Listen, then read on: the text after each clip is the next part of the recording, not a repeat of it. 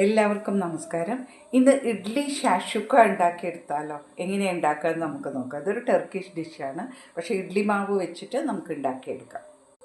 അതിനായിട്ട് ആവശ്യമുള്ള സാധനങ്ങളാണ് ഉള്ളി, തക്കാളി, വെളുത്തുള്ളീൻ്റെ പേസ്റ്റ് കുറച്ച് പനീർ, ചെറിയൊരു പീസ് പനീർ, പിന്നെ ക്യാപ്സിക്കം, കുറച്ച് പച്ചമുളക് വേണമെങ്കിൽ മാത്രം എടുത്താൽ മതി.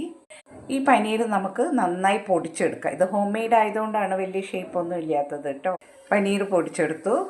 ഒരു പാത്രം എടുത്തതിന് ശേഷം അതിലേക്ക് കുറച്ച് വെണ്ണ ഒഴിച്ചു, കുറച്ച് ഓയിൽ ഒഴിച്ചു കൊടുത്തതിന് ശേഷം എണ്ണ ചൂടായതിന് ശേഷം നമുക്ക് ഉള്ളി എല്ലാം ചേർത്ത് കൊടുക്കാം. നന്നായിട്ട് ഫ്രൈ ചെയ്തെടുക്കണം. ഒരുവിധം വഴണ്ട് വരുന്നുണ്ട്. ആ സമയത്ത് നമുക്ക് കുറച്ച് കാശ്മീരി ചില്ലി പൗഡർ ചേർത്ത് കൊടുക്കുക, 1 ടീസ്പൂൺ. ആവശ്യത്തിന് ഉപ്പ്.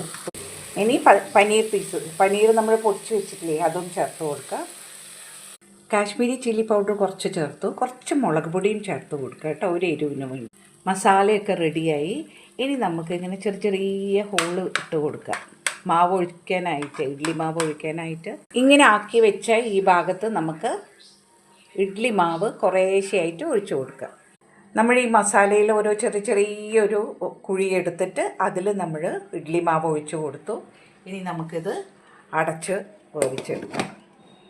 ഒരു 10 മിനിറ്റോ ഇഡ്ഡലി വേവാനുള്ള സമയം കൊടുക്കുക നമുക്ക്.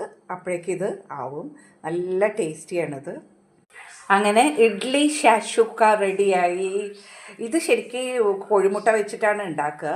ഞാനിതിപ്പോൾ ഇതിങ്ങനെ ഉണ്ടാക്കിയെന്നേ ഉള്ളൂ. വേണമെങ്കിൽ നമുക്കിതിനി ഇങ്ങനെ കവർ ചെയ്തിട്ടൊക്കെ ഇഡ്ഡലീൻ്റെ കൂടെ കഴിക്കാം. നല്ല ടേസ്റ്റിയാണ് കേട്ടോ. എല്ലാവരും ട്രൈ ചെയ്ത് നോക്കും.